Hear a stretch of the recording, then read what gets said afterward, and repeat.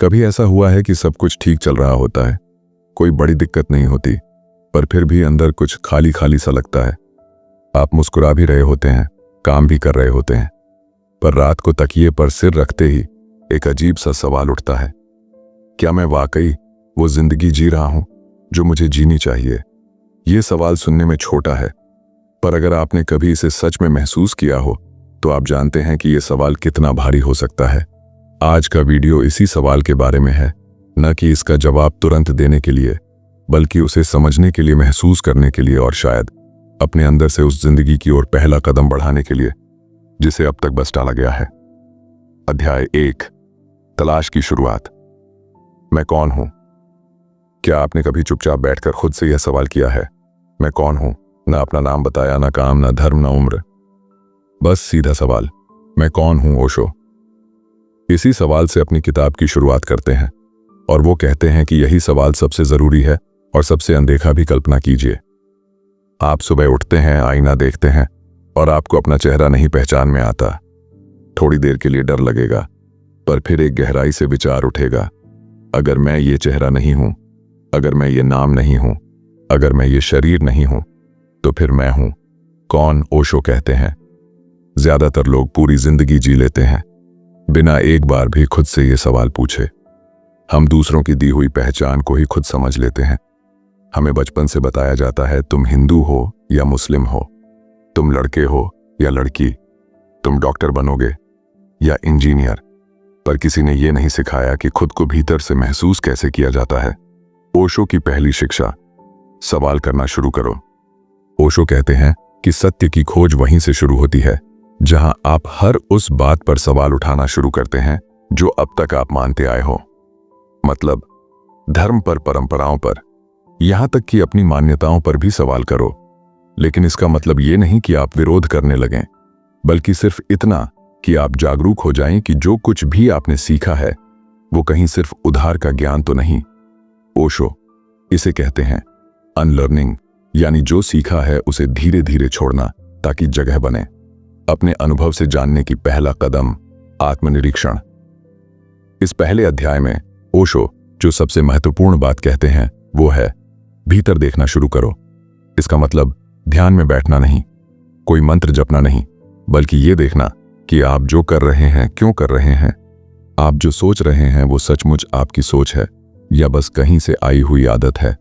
ओशो बताते हैं, जब आप खुद को देखना शुरू करते हैं तो धीरे धीरे एक फर्क दिखता है, आपका असली मैं और आपके बारे में बनी हुई कहानी।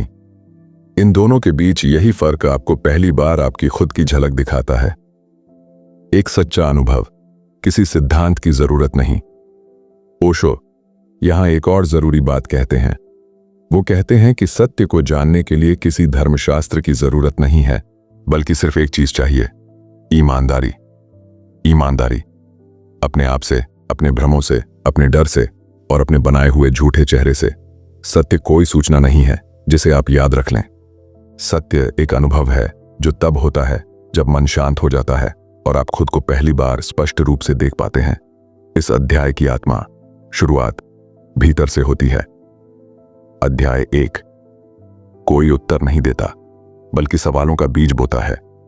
ओशो मानते हैं कि जब सवाल सच्चे हों तो उत्तर धीरे धीरे आपके जीवन में खुद प्रकट होते हैं। इसलिए वह कहते हैं कि इस खोज की शुरुआत किसी मंदिर या किताब में नहीं, बल्कि आपके अपने भीतर होती है। तो अब जब हमने देखना शुरू किया कि मैं कौन हूं, तो अगला सवाल खुद उठता है, मैं वो क्यों बना जो आज हूं? क्या मेरी पहचान वाकई मेरी है या वो समाज, परिवार या व्यवस्था की दी हुई है? ओशो इसी पर बात करते हैं, हम कैसे एक नकली पहचान को असली समझ बैठे हैं। क्या आप जानना चाहते हैं कि आपने खुद को किस तरह खो दिया और कैसे धीरे धीरे उसे फिर से पाया जा सकता है? अध्याय 2, झूठी पहचान की दीवारें। आप सुबह उठते हैं, आईने में खुद को देखते हैं, आपको अपना नाम याद है, काम याद है, पर क्या वो इंसान याद है जो इन सबसे पहले था? ओशो कहते हैं, हम सब ने एक झूठा चेहरा पहन रखा है और धीरे धीरे हम उस नकाब को ही सच मान लेते हैं। इस अध्याय में ओशो हमें हमारे बनाए हुए मैं से रूबरू कराते हैं और हमें पूछने पर मजबूर करते हैं, क्या मैं सच में वही हूं जो मैं सोचता हूं? पहचान कैसे बनती है और कैसे यह धोखा देती है? छोटे बच्चे को देखिए, वो ना हिंदू है, ना मुसलमान, ना अमीर, ना गरीब। वो बस है, जिंदा और जागरूक। लेकिन जैसे जैसे वो बड़ा होता है, उसे नाम मिलता है, जाति मिलती है, धर्म मिलता है, अच्छे बुरे का पाठ पढ़ाया जाता है, फिर स्कूल, कैरियर, प्रतिस्पर्धा, और धीरे धीरे वो बच्चा खो जाता है। ओशो कहते हैं, हम सब कंडीशनड हैं, यानी ढाले हुए। और ये ढालना इतना धीरे धीरे होता है कि हमें पता भी नहीं चलता कि कब हमारी अपनी सोच दूसरों की सोच में बदल गई। उदाहरण के लिए, अगर किसी बच्चे से रोज कहा जाए कि वह बुद्धिमान नहीं है, तो चाहे उसमें कितनी भी प्रतिभा हो, एक समय बाद वह खुद को वैसा ही मानने लगेगा। यही पहचान की शुरुआत है, और यही भ्रम की भी अहंकार। नकली में की नींव ओशो बताते हैं कि हमारा अहंकार भी इस झूठी पहचान का हिस्सा है। हम खुद को अपने काम, पैसे, सामाजिक भूमिका या उपलब्धियों से जोड़ने लगते हैं। जैसे, मैं डॉक्टर हूं, मैं एक सफल व्यापारी हूं, मैं पंडित हूं, मैं सम्मानित परिवार से हूं। पर ओशो सवाल करते हैं, अगर ये सब एक दिन चला जाए तो क्या बचेगा? क्या तब भी आप वही व्यक्ति रहेंगे या सब कुछ ढह जाएगा? यही डर है जो हमें असली खुद से दूर रखता है। हम अपने बनाए हुए मैं से इतना चिपक जाते हैं कि असली मैं कभी देख ही नहीं पाते। स्वीकृति की भूख और असली आजादी का अंत। ओशो एक और बड़ी बात करते हैं, हम जो पहचान बनाते हैं वो सिर्फ दूसरों की नजरों में अच्छा दिखने के लिए होती है। हम हर समय सोचते हैं, लोग क्या कहेंगे, लोग क्या सोचेंगे, इसलिए हम वैसा बनने की कोशिश करते हैं जो समाज हमें देखना चाहता है। ओशो इसे कहते हैं भीड़ की गुलामी, और वो बताते हैं कि जब तक हम दूसरों की स्वीकृति की भूख में जीते रहेंगे, तब तक हम खुद को कभी नहीं जान पाएंगे, क्योंकि असली आजादी वहीं से शुरू होती है जहां हम खुद को देखना शुरू करते हैं, बिना भूमिका, बिना मुखौटे, बिना डर। तो फिर रास्ता क्या है? ओशो समाधान भी देते हैं। वो कहते हैं, पहचान बनाना समस्या नहीं है, पर उससे चिपक जाना समस्या है। आप डॉक्टर हो सकते हैं, लेकिन अगर आप खुद को सिर्फ डॉक्टर मान लें तो आप बाकी सारे आयाम खो बैठते हैं। वो कहते हैं, कभी भी अपनी कोई भूमिका इतनी गंभीरता से मत लो कि वो तुम्हारा सच बन जाए। जैसे एक अभिनेता मंच पर अभिनय करता है, पर भीतर जानता है कि वो अभिनय कर रहा है, वैसे ही जीवन में अपने हर रोल को पूरी जागरूकता के साथ निभाओ। लेकिन भूलो मत, तुम वो नहीं हो। इस अध्याय का सार, जो तुम हो वो बनाया नहीं जा सकता। ओशो कहते हैं कि असली मैं कभी किसी संस्कृति, किसी भाषा या किसी धर्म से नहीं बनता, वो तो पहले से है। शुद्ध, मौन, जागृत, सिर्फ उसे पहचानने की जरूरत है, और इसके लिए पहले उस नकली पहचान को देखना जरूरी है जो हमने बरसों में ओढ़ रखी है। अब अगला सवाल उठता है, अगर मैं वो नहीं हूं जो मैंने समझा था, तो मैं हूं कौन? जब झूठी पहचानें गिरने लगती हैं तो मन में एक खालीपन आता है, डर भी लगता है, पर साथ ही एक नई संभावना भी जन्म लेती है। ओशो अगले अध्याय में इस पर बात करते हैं, ध्यान और आत्म साक्षात्कार की शुरुआत, यानी वो पहला तरीका जिससे आप खुद को सीधे अनुभव कर सकते हैं, बिना किसी नाम, बिना किसी भाषा, सिर्फ मौन में। तो क्या आप जानना चाहेंगे कि ध्यान असल में है क्या और क्यों? ओशो कहते हैं, बिना ध्यान के तुम खुद को कभी नहीं जान सकते। अध्याय 3, ध्यान, भीतर उतरने की कला। एक बार एक व्यक्ति ओशो के पास आया। उसकी आंखों में बेचैनी थी। उसने पूछा, मैं खुद को जानना चाहता हूं, पर मन हर समय भागता है, विचार रुकते नहीं, शांति पल भर में टूट जाती है, मैं क्या करूं? ओशो मुस्कुराए और बोले, तुम कर ही क्या रहे हो? बस यही तो समस्या है, जो भी तुम कर रहे हो वहीं बाधा बन रहा है। अब कुछ मत करो, बस देखो, और यहीं से ध्यान शुरू होता है। ध्यान क्या है और क्या नहीं है? ओशो ध्यान को किसी तकनीक या अभ्यास के रूप में नहीं देखते। उनकी दृष्टि में ध्यान कोई क्रिया नहीं, बल्कि एक स्थिति है जहां मन शांत हो जाता है, विचार रुकते नहीं, पर तुम उनमें उलझते भी नहीं। ध्यान का मतलब यह नहीं कि आप जबरदस्ती मन को रोकें या सोचने से मना करें, बल्कि सिर्फ इतना कि आप मन को दूर से देखें, जैसे कोई बाहर से आती आवाज को सुन रहा हो पर उसमें खो नहीं रहा। जैसे जब बारिश होती है, आप खिड़की से देखते हैं पर गाम नहीं होते, बस देखते हैं। ध्यान भी यही है, देखना बिना प्रतिक्रिया के। ओशो का ध्यान पर दृष्टिकोण क्यों अलग है? ओशो का दृष्टिकोण बाकियों से अलग है, क्योंकि वो ध्यान को बोझ नहीं बनाते। वो कहते हैं अगर ध्यान तुम्हें गंभीर बना रहा है तो वो ध्यान नहीं है। ध्यान में तो हल्कापन आता है, प्रकृति से जुड़ाव आता है और जीवन को देखने की एक नई ताजगी वो जोड़ देते हैं। ध्यान कोई कठिन योग नहीं, ना ही पहाड़ों पर जाने की जरूरत है। यह तो यहीं दैनिक जीवन के बीच में भी संभव है। जब आप खाना खा रहे हों, चल रहे हों या किसी से बात कर रहे हों, अगर आप पूरी जागरूकता से वहां मौजूद हैं तो वही ध्यान है। साक्षी भाव, ध्यान का मूल मंत्र। ओशो ध्यान को एक शब्द में समेटते हैं, साक्षी भाव। साक्षी का अर्थ है मैं केवल देख रहा हूं, ना रोक रहा हूं, ना पकड़ रहा हूं, ना भाग रहा हूं। जब विचार आते हैं देखो, जब भावनाएं आती हैं देखो, जब डर आता है देखो। ओशो कहते हैं देखने से ही परिवर्तन होता है, ना कि बदलने की कोशिश से। जब आप अपने भीतर सब कुछ देखना शुरू करते हैं तो धीरे धीरे जो झूठा है वो गिरने लगता है और जो असली है वो उभरने लगता है। ध्यान ऐसा आईना बन जाता है जिसमें आप खुद को पहली बार साफ देखते हैं, बिना किसी मुखौटे के, बिना भूमिका के। ध्यान और प्रेम का संबंध। ओशो बताते हैं कि ध्यान आपको खाली नहीं करता, बल्कि आपको तैयार करता है कि आप प्रेम कर सकें, पर उस रूप में जिसमें कोई मांग नहीं होती, कोई डर नहीं होता, केवल मौजूदगी होती है। ध्यान से एक ऐसी गहराई आती है जहां आप दूसरों को भी पहली बार जैसे हैं वैसे देखना शुरू करते हैं, बिना मूल्यांकन, बिना तुलना। ध्यान आपके और दुनिया के बीच एक पुल बनाता है जहां सब कुछ बदल जाता है पर आप भीतर स्थिर रहते हैं। ओशो की चेतावनी, ध्यान से पहले नहीं, ध्यान के बिना नहीं। ओशो स्पष्ट कहते हैं सत्य की खोज में ध्यान कोई विकल्प नहीं, बल्कि जरूरी शर्त है। ध्यान के बिना आप जो कुछ भी जानेंगे वो उधार होगा, दूसरों का होगा। ध्यान से ही आप अपने अनुभव से अपने सच को जान पाते हैं। और जब ध्यान एक आदत नहीं बल्कि जीवन का स्वभाव बन जाता है, तब शुरू होती है असली यात्रा। इस अध्याय का सार, ध्यान कोई उपाय नहीं बल्कि रास्ता है। ओशो हमें बताते हैं कि ध्यान न कोई लक्ष्य है, न कोई संघर्ष, बल्कि एक सतत दृष्टा बने रहने की कला है। जब आप इस कला को अपनाते हैं तो जीवन बदलता नहीं, आप बदलते हैं और वही बदलाव दुनिया को भी नया बना देता है। अब अगला सवाल, जब भीतर शांति मिल जाए तो क्या फिर बाहरी दुनिया भी बदल जाती है?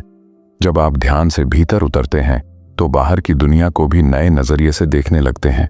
लेकिन ओशो कहते हैं सत्य की खोज वहां अधूरी रह जाती है जहां हम समाज और उसके झूठ को पहचान कर भी चुप रहते हैं।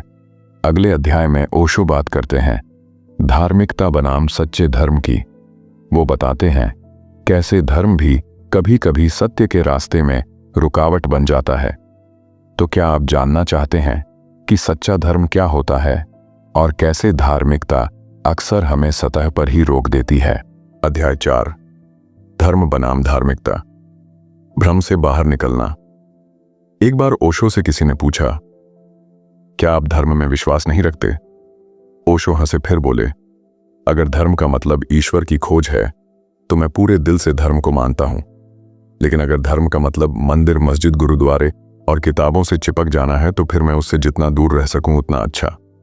यहीं से यह अध्याय शुरू होता है, एक बहुत ही जरूरी और शायद थोड़ा असहज करने वाला सवाल उठाकर। क्या जो धर्म हम बचपन से मानते आए हैं वो हमें सच के करीब ले जाता है, या उससे और दूर? धार्मिकता क्या है और धर्म क्या नहीं है? ओशो के अनुसार धर्म और धार्मिकता दो अलग चीजें हैं। धार्मिकता एक जीवित अनुभव है, धर्म एक संगठित व्यवस्था बन चुका है। ओशो कहते हैं सच्चा धर्म तुम्हारे भीतर पैदा होता है, वो किताबों या परंपराओं से नहीं आता। वो तब जन्म लेता है जब तुम खुद से, अपने अस्तित्व से, अपने मौन से मिलते हो। लेकिन जो कुछ हम धर्म के नाम पर देखते हैं वो ज्यादातर सिर्फ रीति रिवाज हैं, संस्थाएं हैं, भीड़ है, अनुकरण है। हम पूजा करते हैं क्योंकि हमें सिखाया गया है, हम व्रत रखते हैं क्योंकि हमारी दादी रखती थी। पर क्या कभी हमने खुद से पूछा इससे मेरा क्या संबंध है? क्या मैं इसे जी रहा हूं या बस निभा रहा हूं? ओशो का धर्म पर दृष्टिकोण, भीतर से बाहर की यात्रा। ओशो कहते हैं अगर धर्म बाहर से शुरू हो तो वो नकली है, अगर धर्म भीतर से फूटे तो वो असली है। मतलब अगर आप मंदिर जाते हैं पर भीतर खाली हैं तो मंदिर का क्या लाभ? लेकिन अगर आप एकांत में किसी पेड़ के नीचे बैठकर मौन में उतरते हैं और वहां आपको खुद का अंश दिखे, तो वही सच्चा मंदिर बन जाता है। ओशो धर्म को संस्था नहीं बल्कि प्रेम और ध्यान की परिणति मानते हैं। वो कहते हैं, धर्म का मतलब है आपके जीवन में करुणा हो, प्रेम हो, जागरूकता हो और सबसे जरूरी स्वतंत्रता हो। संगठित धर्म और भय की राजनीति। ओशो एक कड़वी बात कहते हैं जो शायद सुनने में कठिन लगे, पर वो जरूरी है। वे कहते हैं, धर्म का इस्तेमाल सबसे ज्यादा किया गया है भय फैलाने और मनुष्य को गुलाम बनाने के लिए। अगर आप ध्यान दें तो पाएंगे कि अधिकतर धर्म आपको डर से जोड़ते हैं। नरक का डर, पाप का डर, ईश्वर के क्रोध का डर, और फिर उस डर से मुक्ति के नाम पर आपको नियमों, दान और अनुष्ठानों में बांध देते हैं। ओशो कहते हैं, जहां डर है वहां प्रेम नहीं हो सकता, जहां डर है वहां सच नहीं हो सकता। इसीलिए असली धर्म वह है जहां आप स्वतंत्रता से प्रेम करते हैं, स्वतंत्रता से खोजते हैं और स्वतंत्रता से जीते हैं। सत्य की खोज में धर्म बाधा क्यों बनता है? क्योंकि हम दूसरों के अनुभव को धर्म मान लेते हैं। कोई महावीर को पढ़ लेता है, कोई बुद्ध को, कोई कुरान को, और सोचता है अब मैं जान गया। पर ओशो कहते हैं, दूसरे का अनुभव तुम्हारा धर्म नहीं हो सकता। जैसे किसी और के खाए भोजन से तुम्हारा पेट नहीं भर सकता, वैसे ही किसी और के कहे शब्दों से तुम्हारा अंतर्मन तृप्त नहीं हो सकता।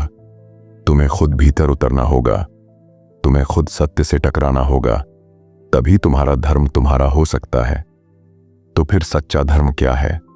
ओशो के अनुसार सच्चा धर्म बिना नाम का होता है, बिना ग्रंथों का, बिना डर का। वो धर्म जिसमें कोई बंद दरवाजा नहीं होता, कोई बंधन नहीं होता, कोई बाहरी नेता नहीं होता, बल्कि आप ही अपने गुरु होते हैं। ओशो कहते हैं, जब ध्यान में उतरकर प्रेम और करुणा से भरा हुआ जीवन जिया जाए तो वह धर्म अपने आप प्रकट होता है। उसे न कहना पड़ता है, न जताना पड़ता है, ना कि कोई संस्था। धर्म वो है जो तुम्हें भीतर से बदल दे, जो तुम्हें औरों से जोड़ दे, जिसमें तुम खुद से सच्चा बन जाओ और फिर ईश्वर से तुम्हारा संबंध भीतर से निकले, ना कि किसी कर्मकांड से। ओशो हमें सिखाते हैं कि धर्म को आंख बंद करके मत मानो, बल्कि आंखें खोलकर उसे अनुभव करो। अब एक जरूरी सवाल, अगर धर्म भी भ्रम हो सकता है तो ईश्वर की खोज कहां से शुरू होती है? अगर हमने पहचान छोड़ दी, झूठी धार्मिकता से बाहर निकल आए और ध्यान को जीवन में उतारना शुरू किया, तो फिर अगला कदम क्या है? क्या ईश्वर को जाना जा सकता है या वो भी एक भ्रम है? ओशो बात करते हैं ईश्वर के होने या न होने के पार की चेतना की एक ऐसी दृष्टि जो न आस्तिक है न नास्तिक, बल्कि कुछ और ही है, जो सोच से परे है। मिलते हैं अध्याय 5 में, जहां हम खोजेंगे ईश्वर को परंपरा से नहीं बल्कि अनुभव से। अध्याय 5, ईश्वर, मान्यता से परे एक अनुभव। एक दिन ओशो से किसी ने पूछा, क्या आप ईश्वर में विश्वास करते हैं?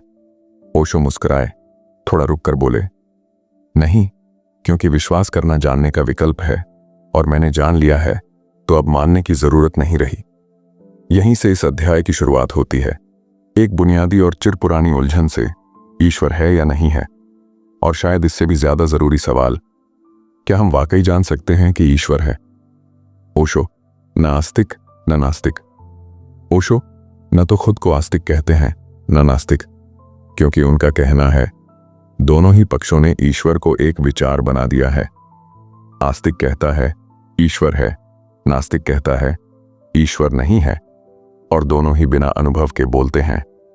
सिर्फ विचारों से किसी की कही बात को दोहराकर ओशो कहते हैं, ईश्वर को मानना उतना ही मूर्खतापूर्ण है जितना कि उसे न मानना, जब तक तुमने उसे खुद अनुभव नहीं किया। ईश्वर, क्या वह कोई व्यक्ति है या कोई उपस्थिति? अक्सर हम ईश्वर की कल्पना एक व्यक्ति की तरह करते हैं, जो ऊपर आकाश में बैठा है, जो गिन रहा है हमारे पाप पुण्य, जो हमें दंड देता है या वरदान देता है। ओशो इस धारणा को एकदम खारिज करते हैं। वे कहते हैं ईश्वर कोई व्यक्ति नहीं बल्कि एक उपस्थिति है, एक मौन, एक व्यापकता, जो तब महसूस होती है जब तुम पूरी तरह खाली हो जाते हो। यह उपस्थिति शब्दों में नहीं आती, तर्क से नहीं समझी जाती। यह अनुभव की चीज है, जैसे प्रेम, जैसे संगीत, जैसे जीवन की सांझ में उतरता हुआ सूर्य। ओशो कहते हैं ईश्वर की खोज बाहर नहीं भीतर है। हम मंदिरों में, मस्जिदों में, गिरजाघरों में ईश्वर को ढूंढते हैं, पर ओशो कहते हैं तुम जिस ईश्वर को बाहर खोज रहे हो वह तुम्हारे भीतर ही गहराई में छिपा बैठा है। बस शोर कम होना चाहिए। ध्यान से, मौन से और स्वयं की गहराई में उतरने से एक क्षण आता है जहां विचार रुक जाते हैं। वहां कोई नाम नहीं होता, कोई भाषा नहीं, केवल मौन होता है। और उसी मौन में ईश्वर पहली बार प्रकट होता है, बिना चेहरे के, बिना पहचान के, सिर्फ एक अनुभव के रूप में। तो क्या हम ईश्वर को देख सकते हैं? नहीं। ओशो साफ कहते हैं ईश्वर को देखा नहीं जा सकता, उसे जिया जा सकता है। जैसे कोई बहुत मीठा फल है, उसे देखकर आप उसका स्वाद नहीं जान सकते, उसे चखना होगा। ईश्वर को जानने के लिए उसकी ओर कोई सीढ़ी नहीं है, बल्कि गिरना पड़ता है, अपने अहंकार से, अपने विश्वासों से, अपने बनाए हुए भगवान से भी। ओशो कहते हैं जब तुम बिल्कुल अकेले रह जाते हो, भीतर पूरी तरह शांत हो जाते हो, तो जो बचता है वही ईश्वर है। क्या ईश्वर एक भ्रम है? ओशो मानते हैं कि ईश्वर शब्द एक झूठ बन गया है, क्योंकि हमने उसे भाषा में कैद कर लिया है, पूजा और ग्रंथों में बांध दिया है। लेकिन अगर तुम सब मान्यताओं से मुक्त हो सको और सीधे अपने मौन को अनुभव करो, तो एक दिन ऐसा आता है जब तुम कह सको मैं नहीं जानता कि ईश्वर क्या है, लेकिन मैं जानता हूं कि कुछ है जो मेरे पार है, जो मौन है, और फिर भी मैं हूं। उसी से खुद को खोजो, वह वहीं मिलेगा। ओशो हमें बताते हैं ईश्वर कोई जवाब नहीं, वह तो खोज की पराकाष्ठा है। जब खोजने वाला भी खो जाता है, तब जो बचता है वही सत्य, वही मौन, वही उपस्थिति, वही ईश्वर है। उसे पाना नहीं होता, उसे घटने देना होता है। अब अगला सवाल, अगर ईश्वर एक अनुभव है तो फिर हम उस अनुभव की तैयारी कैसे करें? क्या कोई विशेष मार्ग है, कोई अभ्यास, कोई तरीका जो हमें इस मौन, इस उपस्थिति, इस सत्य के अनुभव के लिए तैयार करे? ओशो कहते हैं हाँ है, लेकिन वो रास्ता बाहर से नहीं आता, वो जीवन को जीने के एक नए ढंग से आता है। अगले अध्याय में ओशो बात करते हैं जीवन को पूर्ण रूप से जीने की कला की, एक ऐसी कला जिसमें न त्याग है, न तपस्या, बल्कि आनंद है, उत्सव है और एक गहरी स्वीकार्यता। अध्याय 6, जीवन को पूर्णता से जीना, हर क्षण एक साधना। एक सुबह ओशो अपने शिष्यों के साथ बैठे थे। मौसम शांत था, पक्षियों की आवाजें आ रही थीं, कोई खास चर्चा नहीं चल रही थी, बस मौन था। तभी एक युवा शिष्य ने पूछा, क्या हमें सांसारिक जीवन छोड़कर साधु बन जाना चाहिए? क्या त्याग ही आध्यात्मिकता है? ओशो मुस्कुराए, धीरे से बोले, जीवन को छोड़ने की जरूरत नहीं है, जीवन को पूरी तरह जीने की जरूरत है। त्यागने से नहीं, जागने से क्रांति आती है। साधना का मतलब क्या है? अक्सर जब हम साधना शब्द सुनते हैं तो हमारे मन में एक तस्वीर आती है।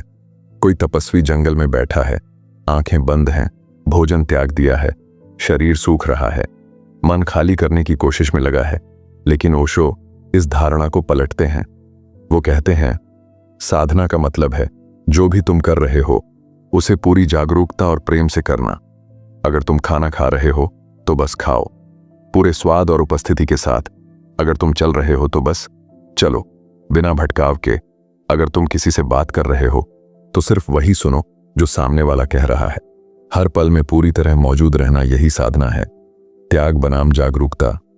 ओशो कहते हैं त्याग एक आंतरिक अहंकार बन जाता है जो कहता है देखो मैंने कितना छोड़ दिया, और वही त्याग धीरे धीरे एक बंधन बन जाता है। जागरूकता का कोई दावा नहीं होता, वो चुपचाप काम करती है। वो बाहर से दिखती नहीं, पर भीतर से सब बदल देती है। ओशो कहते हैं जिसने जीवन को प्रेम से, ध्यान से, खुशी से जिया है वही असली साधक है। उत्सव का दृष्टिकोण। ओशो बार बार उत्सव शब्द का प्रयोग करते हैं। वो कहते हैं जीवन एक पर्व है, इसे तपस्या मत बनाओ, इसे नृत्य बना दो। जिस भी चीज में तुम आनंद से उतर सको वो साधना बन सकती है।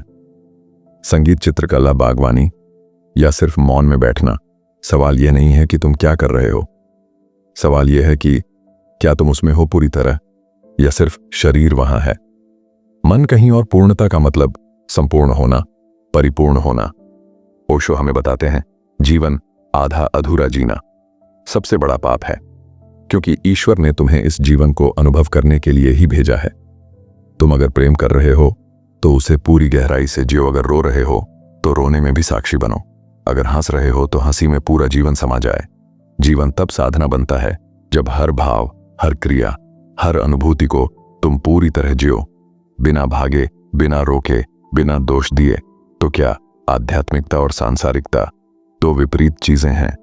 नहीं, ओशो कहते हैं जब तुम होशपूर्वक सांसारिक जीवन जीते हो तब वही आध्यात्मिक बन जाता है।